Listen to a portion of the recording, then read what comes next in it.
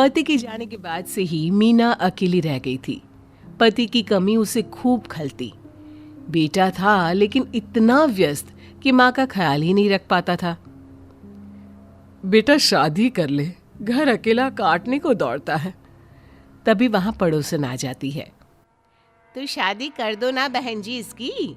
मैं भी बहुत अकेला फील करती थी इनके जाने के बाद, लेकिन बहू के आने के बाद तो घर से बाहर जाने का मन ही नहीं करता। हाँ, ये तो सही बोल रही हो। बेटा तू भी मेरे लिए बहू ले आ, मैं भी घर में ही आराम से रहा करूंगी। परेशान होने की कोई जरूरत नहीं है।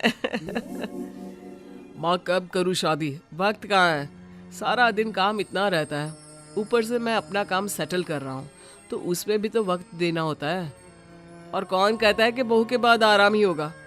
अरे कोई परेशान करने वाली आ गई ना माँ, तो तू चैन से नहीं रह पाएगी। अरे पर बेटा ये भी तो हो सकता है कि अच्छी ही आ जाए। वैसे क्यों अच्छी नहीं आएगी? आप अच्छे हो, बेटा अच्छा है तो बहू भी अच्छी ही आएगी। नमस्ते जी। ये बोलकर पड़ोसन चली जाती है, लेकिन घर में बहू को लाने की एक नई जिद छोड़ जाती है। बेटा सोने चला जाता है और माँ, अरे बेटा खाना तो खा ले, मैं खा कर आया हूँ, तू खा ले माँ। माँ अकेले ही खाना खा लेती है, कमरे में जाकर सो जाती है। अगले रोज, बेटा आ साथ चाय पीते हैं। अरे राहुल कहाँ चला गया? लेकिन बेटा कमरे में नहीं था। लगता है काम पर चला गया। क्या करूं, अकेले तो मन ही नहीं लगता। आज मेरा वैक्सीनेशन भी है, कैसे जाऊं अकेले। काश आज ये जिंदा होते तो मुझे इतना परेशान होने की जरूरत नहीं होती। माँ किसी तरह अकेले ही वैक्सीनेशन करवाकर वापस आती है। वो कमरे में सो जाती है जहाँ उसे बुखार चढ़ जाता है। माँ कहाँ है माँ? बेटा कमरे में जाता है जहाँ माँ सो रही होती है। ओह, लग रहा है माँ जल्दी सो गई। चलो कोई बात नहीं, मैं भी खाना खा लेता हूँ। बेटा कमरे में जाता है, यहाँ माँ को प्यास लगती है। पानी पानी, कोई पानी दो, पानी। माँ को कोई पानी देने वाला भी नहीं होता। वो किसी तरह उठकर किचन की ओर जा रही होती है कि उसे कमजोरी की वजह से चक्कर आ जाता है और वो गिर जाती है। आवाज सुनकर बेटा आ जाता है। माँ क्या हो गया? तू गिर कैसे गई? बेटा आज वैक्सीनेशन करवा कर आई थी तो कमजोरी लग रही थी, किसी तरह सोई लेकिन कुछ खाया नहीं, अभी प्यास लगी है। बेटा माँ को पानी देता है, रोटी खिलाता है और फिर अगली सुबह, बेटा कल तो मैं मर ही जाती अगर तू वक्त पर ना आया होता तो। देख मैं साफ साफ कह रही हूँ, तू बहू ले आ, नहीं तो मैं जिंदा नहीं रह पाऊंगी। माँ के दबाव में बेटा रीनू से शादी कर लेता है। रीनू एक बहुत अच्छी लड़की होती है। घर में आते ही वो सास का ख्याल रखने लगती है। माँ जी चलिए वॉक पर चलते हैं। हाँ चलो चलो। जब राहुल के पापा जिंदा थे ना तो हम रोज वॉक पर जाते थे। मेरी तो आदत ही हो गई थी टहलने की। बहू ने रात में ही पति से ससुर की सारी बातें पूछ ली थी। वो अब हर काम वैसा ही करती जैसे कभी राहुल की पापा उसकी माँ के लिए किया करते थे। माँ जी मेरे कहने पर ये गुड़ की चाय ट्राई करिए, पी कर देखिए, बहुत अच्छी लगेगी। सास चाय हाथ में लेकर भावुक होकर रोने लगती है। अरे लाइए माँ जी, चाय दे दीजिए, इतनी भी बुरी नहीं बनी मेरी चाय कि आप रोने लगे। माँ जी प्लीज, सॉरी। अरे नहीं नहीं बेटा, मुझे तो तेरे ससुर की याद आ गई। वही बनाया करते थे चाय मेरे लिए, गुड़ वाली। अरे ये तो अच्छा है ना, पापा जी की तरह अब मैं बनाया करूंगी गुड़ वाली चाय आपके लिए। पता है माँ, ये चाय सेहत के लिए भी अच्छी होती है। हाँ, तेरे ससुर जी भी यही कहा करते थे। होते तो कितना खुश होते इतनी अच्छी बहू पाकर। सास का जीवन अब अच्छा गुजरने लगता है। कुछ दिनों में उसकी तबीयत भी ठीक हो जाती है। माँ जी आपकी सारी रिपोर्ट अच्छी आई है, अब तो आप मीठा भी खा सकती हैं। ये लीजिए कल्लू हलवाई की जलेबी, आपको पसंद थी ना? हाँ, बहू कल्लू हलवाई का तेरे ससुर जी के साथ सच्ची दोस्ती का रिश्ता था। मुझे याद है, वो थे तो कभी कभी मेरे लिए गर्मा गर्म जलेबी लाते थे। उन्हें क्या पता था कि उनके जाने के बाद मुझे इतनी बीमारी घेर लेगी। माँ जी, आपकी बीमारी ने नहीं, आपने बीमारी को अपने आसपास घेर लिया है। माँ, हर रिश्ता जीवन में जरूरी है माना, लेकिन वो नहीं है तो उसके बिना भी खुद को ठीक रखना जरूरी है। पिताजी जहाँ भी होंगे आपको खुश देखना चाहते होंगे, है ना? अरे जीती रहे बेटा, तेरे कारण मैं ये जलेबी खा रही हूँ, नहीं तो मेरे बेटे के राज में एक रोटी भी खाने को ठीक से नहीं मिलती थी। तभी बेटा भी आ जाता है, हाथ में ढेर सारी फाइल लेकर। माँ चाय बना देना, आज काम मैं घर से ही करूँगा।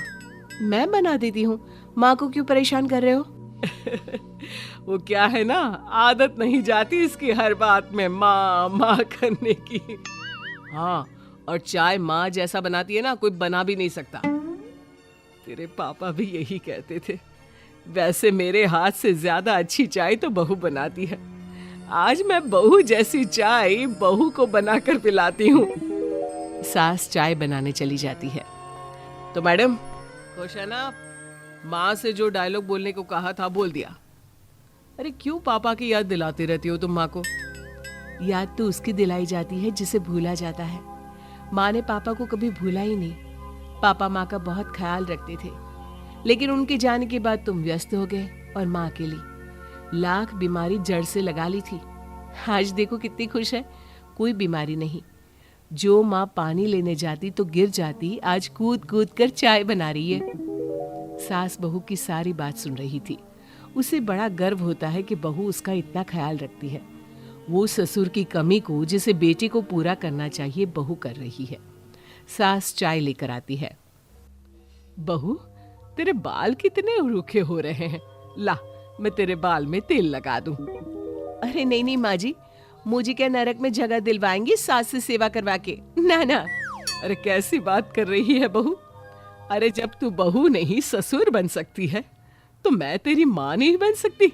चल बैठ जा, अब मैं तेरे सर पर तेल लगा देती हूँ। सास बहू का प्यार अगर हर घर में ऐसा ही रहे तो किसी को भी परेशान ना होना पड़े। लेकिन सच तो ये भी है कि ताली एक हाथ से नहीं बजती। आज से आप कोशिश कर लीजिए, क्या पता हालात बदल जाए। ये लो अंकुश बेटा, पुष्कर बेटा, सोने की चेन तुम दोनों के लिए, और ये दोनों खानदानी हार मेरी प्यारी प्यारी दोनों बहुओं के लिए। ये स्टाइलिश घड़ियां मेरे दोनों पोता पोती के लिए। थैंक यू सो मच माँ। थैंक यू माँ। त्योहार तो कुछ दिनों बाद है, लेकिन मैं इसे अभी से पहन लेता हूँ। आप दुनिया की सबसे बेस्ट सास और माँ हो माँ जी। जी माँ जी, आई जस्ट लव यू। ये कहानी है सास बृंदा की, जिसके 2 बेटे होते हैं, बड़ा बेटा अंकुश और छोटा बेटा पुष्कर। अंकुश की शादी तुलिका से होती है और उन दोनों के बेटे का नाम समर होता है। वहीं पुष्कर की बीवी आंचल होती है और उन दोनों की बेटी का नाम तारा होता है। बृंदा अपने दोनों बेटों पर अपनी जान न्यौछावर करती है। पुष्कर और अंकुश दोनों भी इतना नहीं कमाते, लेकिन उन दोनों के माँ बाप बृंदा और केशव दोनों भी बहुत अमीर होते हैं। एक रोज, अंकुश बेबी, हनीमून के बाद हम कहीं घूमने ही नहीं गए, चलो ना स्विट्जरलैंड चलते हैं, बहुत मजा आएगा। तुलिका, तुम्हारा दिमाग तो ठिकाने पर है ना? यहाँ मेरी मंथली सैलरी इतनी नहीं है और तुम स्विट्जरलैंड के सपने सजा रही हो। जेठ जी, जेठानी जी ने गलत नहीं कहा। पुष्कर, तुम भी मुझे हनीमून के बाद कहीं घुमाने नहीं ले गए, बस पार्क और थिएटर।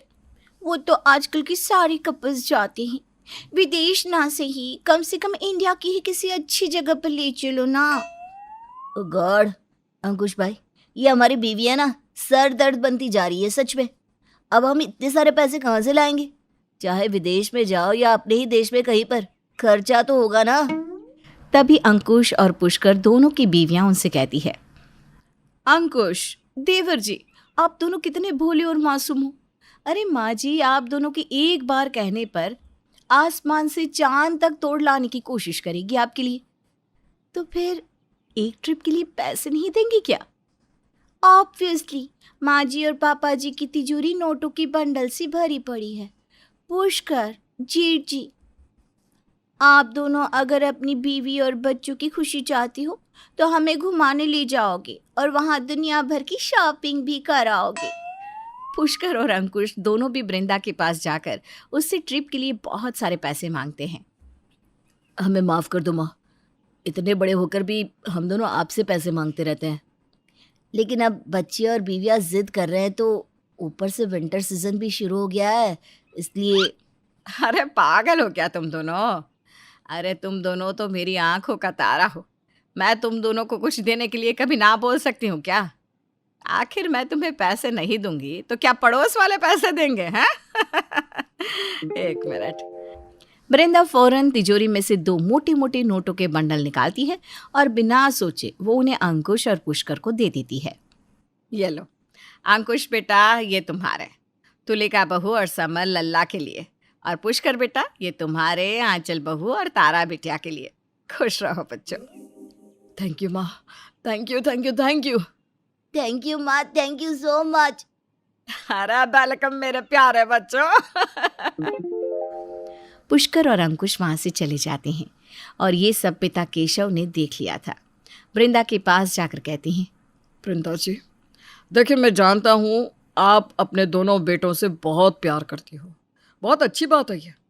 बेशक मैं भी करता हूँ, आखिर उनका बाप हूँ।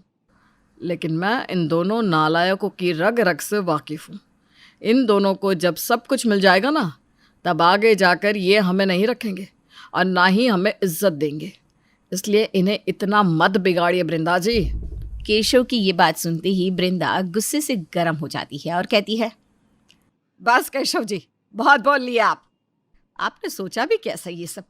हमारे दोनों बेटों को मैंने बचपन से ही अच्छी परवरिश दी है और मुझे उन दोनों पर पूरा भरोसा है कि वो आगे जाकर मेरी देख रेख करेंगे।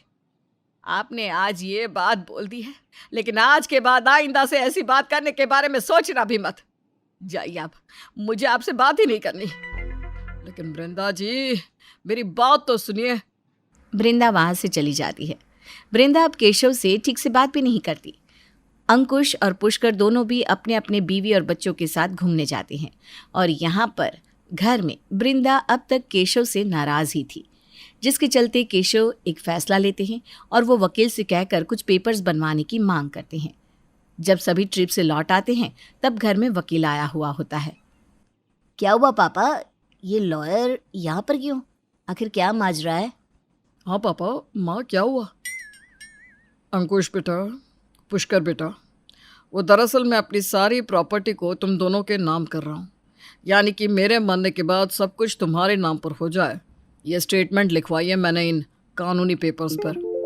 ये सुनते ही वृंदा, अंकुश और पुष्कर खुश हो जाते हैं। अरे वाह, क्या बात है केशव जी। आखिर बाप तो बाप होता है। वो कहते हैं ना, पिता अपने बच्चों से बहुत बहुत बहुत ज़्यादा प्यार करता है, लेकिन वो कभी उस प्यार को खुलकर दिखाता नहीं या फिर जताता नहीं। पापा आपका बहुत बहुत शुक्रिया। मैं नहीं चाहता कि ये दिन कभी आए। आपकी उम्र लंबी ही हो, यही कामना करते हैं हम सब। लेकिन आपने हमारे बारे में सोचा, इसलिए दिल से थैंक यू पापा। We love you. Mister Keshav Sinha ने तो अपनी सारी सिग्नेचर्स कर दी है। मिस्टर अंकुश सिन्हा, मिस्टर पुष्कर सिन्हा, अब आप दोनों भी कर दीजिए अपनी सारी फॉर्मेलिटीज़ पूरी। पुष्कर और अंकुश उन पेपर्स पर साइन करते हैं और केशव की सारी जायदाद उसकी मौत के बाद दोनों बेटों के नाम हो जाएगी, ये बात तय हो जाती है। तुलिका और आंचल भी इस फैसले से बेहद खुश थे। वृंदा जी, मैंने जो कुछ भी किया आपकी और हमारे बच्चों की खुशी के लिए किया है। केशव जी, आपको नहीं पता कि आपकी इस फैसले से मैं कितनी खुश हूँ। धन्यवाद। अच्छा सुनिए, मैं कुछ दिनों के लिए कारोबार के सिलसिले में हैदराबाद जा रहा हूँ, तो आप अपने वो स्पेशल थेपला बना देंगी? 4 दिन तक चलते हैं ना वो, मैं उन्हें आपकी याद में खाया करूँगा। वो बनाना शुरू कर दीजिए, फिर आज रात को ही निकलना है मुझे। जी जी, बना दूंगी थेपले, लेकिन ऐसे एन टाइम पर आप मुझे ये बाहर जाने की बात बता रहे हैं, कुछ समझ में नहीं आ रहा। आप मुझसे खफा खफा थी तो मैं आपको कैसे बताता। अच्छा ठीक है। वृंदा केशव के लिए बड़े ही प्यार के साथ अपने हाथों से थेपला बनाती है। ये केशव जी भी ना नारियल की तरह है, बेटों के सामने बाहर से सख्त पर अंदर से एकदम नरम। मैं सच में भाग्यवान हूँ जो मुझे इन जैसे पति मिले। भगवान जी मेरे परिवार को और मेरे सुहाग को किसी की भी नजर ना लगने दे। वृंदा थेपलों को डिब्बे में पैक करती है और केशव को देती है। लगता है सब सो गए। आप सबको बता देना कि मैं जा रहा हूँ। अलविदा वृंदा जी, अपना ख्याल रखना। जाता हूँ मैं। केशव जी, जाता हूँ नहीं, आता हूँ कहिए ना। वृंदा केशव को जाते देख भावुक सी हो जाती है, मानो उसका जी घबरा रहा हो। केशव टैक्सी में बैठकर चला जाता है। 2 दिन बाद पता नहीं कहाँ चले गए हैं। पिछले 24 घंटों से मैं फ़ोन कर रही हूँ, लेकिन ये है कि उठा ही नहीं रहे। माँ जी टेंशन मत लीजिए, बैटरी डेड हो गई होगी या बिजी होंगे। तभी वृंदा को एक कॉल आता है। हेलो मिसेस सिन्हा, हमें आपको ये बताते हुए बहुत दुख हो रहा है कि आज सुबह जिस बस से आपके पति एक जगह जाने के लिए ट्रैवल कर रहे थे, वो बस एक खाई में गिर चुकी है। उन्होंने आपका नंबर होटल के एक्स्ट्रा नंबर सेक्शन में रजिस्टर किया था। सॉरी मिसेस सिन्हा, लाश तो नहीं मिल पाई क्योंकि सबके सब बहुत गहराई में गिर गए हैं, जहाँ कोई नहीं जा सकता। ये खबर सुनकर मानो वृंदा की दुनिया उजड़ जाती है। वो खूब चिल्लाने और चीखने लगती है और रो पड़ती है। नहीं नहीं, आप मुझे छोड़ के नहीं जा सकते केशव जी। केशव जी चले गए बच्चों, हम सबको छोड़कर चले गए हमेशा हमेशा के लिए। ये सुनकर सभी चौंक जाते हैं।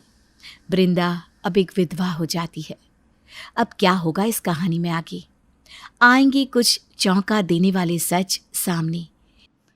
घबराहट हो रही है इस कमरे में। आपकी बहुत याद आ रही है केशव जी। क्यों चले गए आप मुझे छोड़कर? ये साड़ी आपने मुझे मेरे पहले करवा चौथ पर दी थी।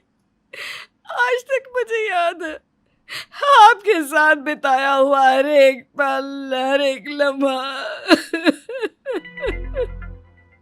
वृंदा केशव और उसकी शादी का एल्बम देख देख कर रोती रहती है और उसके आंसू उन फोटोज पर गिरते हैं। वृंदा पूरी तरह टूट जाती है। अब केशव के जाने के बाद सारी प्रॉपर्टी अंकुश और पुष्कर के नाम हो जाती है, जिसके बाद वो सब वृंदा के साथ बुरा बर्ताव करने लगते हैं।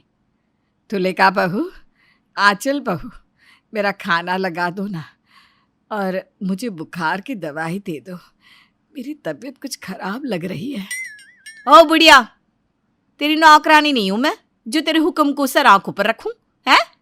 आराम फरमाती रहती है पूरे दिन। चल उठ और सारा काम कर। हाँ, आज से घर का सारा काम, खाना, बर्तन से लेकर झाड़ू पोछा तक सब तू ही करेगी, तभी तुझे रोटी मिलेगी, वरना तड़पती रहे और बिलखती रहे। दोनों बहुओं के इस बदले हुए रूप को देखकर वृंदा दंग रह जाती है। बहू, तुम दोनों मुझसे ऐसे कैसे बात कर सकती हो? मैं तुम्हारी सास हूँ। अंकुश बेटा, पुष्कर बेटा, देखो तो ये दोनों मेरे साथ कैसे पेश आ रही हैं। बिल्कुल सही पेश आ रही हैं माँ। आप काम नहीं करोगे तो कौन करेगा? हम सब तो आपके ही बच्चे हैं ना। हाँ माँ, वैसे भी अब आपकी जिंदगी में बचाई क्या है। चलिए जाइए और सारा काम कीजिए फटाफट। लेकिन बेटा, मेरी तबीयत ठीक नहीं है, मैं कैसे? रुको, ये ऐसे नहीं मानेंगी। उठो, निकलो इस कमरे से। अब ये मेरे समर का स्टडी रूम होगा और अब से तुम रसोई में या बरामदे में रहोगी, समझी? तुलिका वृंदा का हाथ कस के पकड़ती है और उसे खींचते हुए रसोई में ले जाकर काम करवाती है। बेचारी वृंदा, इतनी बीमार होकर भी उसे सबका इतना अत्याचार सहना पड़ता है। वो पूरे घर का काम करती है, सबके लिए खाना बनाती है और सबको परोसती है। वाह, क्या दाल मखनी बनाई है माय डियर माँ जी।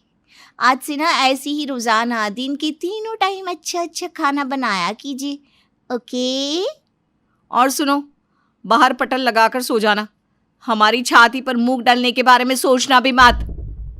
लेकिन तुलिका बहू, मुझे तेज बुखार है और बाहर कड़ाके की ठंड पड़ रही है। कंबल तो दे दो मुझे। सॉरी माँ, सारे कंबल हमारे और बच्चों में ही बट गए। आप मोहल्ले के मेडिकल से दवाई ले आओ ना, वो 24 घंटे चालू रहता है। बुखार उतर जाएगा, कंबल की ज़रूरत ही नहीं पड़ेगी। वृंदा रात के 11 बजे सुनसान सड़क से डर डर कर गुजरती हुई मेडिकल में जाकर अपने लिए दवाई लेती है और रात भर बाहर ही बिना कंबल के सोती है। रात भर वो कपकपाती हुई ठंड में कांपती रहती है और बहुत रोती है। ये क्या हो गया? मेरे ही बच्चों ने मेरे साथ ऐसे कर दिया। केशव जी, आप सही थे, मैंने आपकी बात नहीं मानी थी। तभी मैंने जो बोया वही काट रही हूँ अभी। काश मैं आपकी बात मानकर इन मूर्ख बच्चों पर इतना प्यार नहीं बरसाती। मेरे कारण ही ये इतने बिगड़ गए हैं। पुष्कर और अंकुश अपनी माँ के साथ बहुत बुरी तरह पेश आते। समर के जन्मदिन की पार्टी में जब सभी आते हैं तभी भी वृंदा नौकर की तरह यहाँ से वहाँ सबको ड्रिंक्स परोसती है। उसके बाद वो दोनों अपने बेटे बीवी के साथ बाहर घूमने जाते हैं और वृंदा घर पर रहकर सारा काम करती रहती है। अपनी माँ की तबीयत ठीक है कि नहीं वो तक नहीं पूछते। इतने कैसे बेरहम हो गए मेरे बेटे। मेरे साथ ही क्यों हुआ ऐसे? बर्बाद हो गई मैं।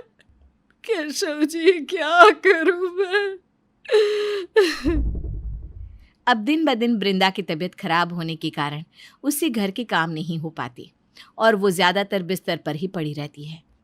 तभी अंकुश, तुलिका, पुष्कर, आंचल वृंदा को घर से बाहर निकालने का तय करते हैं। ओ मैडम, चलो, बहुत पलंग तोड़ लिया, अब निकलो। कुछ काम धाम करती नहीं, बस पड़ी रहती है, रोती रहती है। केशव जी, केशव जी। हम और हमारे पतियों को किसी पागल कुत्ते ने नहीं काटा है जो बेवकूफ़ों की तरह आपकी सेवा करे। फालतू के पैसे खर्च नहीं करने वाले हैं। चलो, दफा हो जाओ हमारे घर से। लेकिन आंचल बहू, तुलिका बहू, ये तुम क्या कह रही हो? मेरी हालत तो देखो। बस माँ, बहुत हो गया आपका फालतू का इमोशनल ड्रामा। अब अपनी ये नौटंकी बंद कीजिए और प्लीज हम सबको आपके बोझ से मुक्त कर दीजिए। हमें नहीं पता आप कहाँ जाओगी, कैसे रहोगी, लेकिन आज तो आपको निकलना ही पड़ेगा। आपके अलावा हमें हमारे बीवी बच्चों को भी देखना है, उनका भविष्य है। आपका क्या, आज हो कल चली जाओगी पापा की तरह। अंकुश और पुष्कर वृंदा को घर के बाहर निकाल रहे होते हैं कि तभी वहां पर केशव आ जाता है। केशव को वहां देखकर सबके होश उड़ जाते हैं। केशव जी, आप जिंदा हो? केशव जी। पापा, आप जिंदा हो? ये कैसे हो सकता है? केशव के साथ पीछे वकील भी खड़ा होता है। केशव गुस्सेल आंखों से अंकुश, पुष्कर, तुलिका और आंचल को घूरते हैं। क्यों, उड़ गए सबके चेहरे के रंग? देख लिया वृंदा जी, आपके बेटों के बदले हुए रंग। ये वही अंकुश और पुष्कर है ना जिन पर आप अपनी जान न्यौछावर करती थी। देखिए, मैंने कहा था आपसे कि ये हमें नहीं संभालेंगे। अब तुम लोगों को इस घर से एक फूटी कौड़ी तक नहीं मिलेगी, क्योंकि तुम लोगों ने अपनी औकात दिखा दी है। पापा, वो हुआ यूं कि माँ ने। चुप, एकदम चुप। केशव दोनों के गालों पर एक एक जोरदार थप्पड़ लगाता है। तुलिका और आंचल भी घबरा जाते हैं। मैं मरा नहीं था, मैंने जानबूझकर ये साजिश रची ताकि वृंदा जी के सामने तुम नालायकों का असली चेहरा आ जाए। वो जो आंख बंद करके तुम दोनों पर इतना भरोसा करती है, इतना प्यार करती है, उसका तुम बेशर्मों ने क्या सिला दिया वृंदा जी को। अरे मुझे तो शर्म आ रही है तुम जैसों को अपना बेटा कहते हुए। हैवान हो तुम दोनों, हैवान। पापा प्लीज हमें माफ कर दो। हाँ, आप ही के तो बच्चे हैं ना हम। प्लीज पापा माफ कर दो। तुम तो चुप ही रहो तुलिका। घर गृहस्थी में कैसे आग लगानी है यह तुम्हें भली भांति आता है। पुष्कर और अंकुश दोनों भी रोने लगते हैं और वृंदा और केशव के कदमों में गिरकर पैर पकड़कर माफी मांगने लगते हैं। पापा प्लीज हमें माफ कर दो। आप दोनों की कसम हम सुधर जाएंगे और जो जो गलतियां हमने की है उन्हें फिर कभी नहीं दोहराएंगे। पापा प्लीज हमें एक आखिरी मौका दे दीजिए। अभी तो हम इतना कुछ कमाते भी नहीं है, प्रॉपर्टी के पैसों से ये घर चला रहे थे इतने दिन। माँ, माँ, आप हमारे साथ ऐसा करोगी? नहीं नहीं माँ, आप तो हमें माफ़ी कर दो प्लीज़ माँ। वृंदा अपने आंसुओं को पोंछती है और पुष्कर और अंकुश का हाथ पकड़कर उन्हें घर से बाहर निकाल देती हैं। वो भी उन्हें थप्पड़ लगाती है। कहाँ जाओगे, कैसे रहोगे, मुझे नहीं पता, पर आज तो तुम दोनों को अपने बीवी बच्चों के साथ यहाँ से निकलना ही होगा, समझ गए? केशव अपनी सारी जायदाद उन दोनों के नाम से हटा देता है और अंकुश और पुष्कर अपने बीवी बच्चों के साथ घर छोड़कर चले जाते हैं। केशव जी, मैं आपको बता नहीं सकती कि मैं आज आपको ये जिंदा देख कर कितनी खुश हूँ। मुझे माफ कर दीजिए वृंदा जी, मेरी वजह से आपको इतना सारा दुख झेलना पड़ा। अगर दुख नहीं झेलती तो कभी पता ही नहीं चलता कि मेरे बच्चे कितने हैवान हैं। खैर खैर, जो भी गलती है वो सारी अंकुश, तुलिका और पुष्कर और आंचल की है।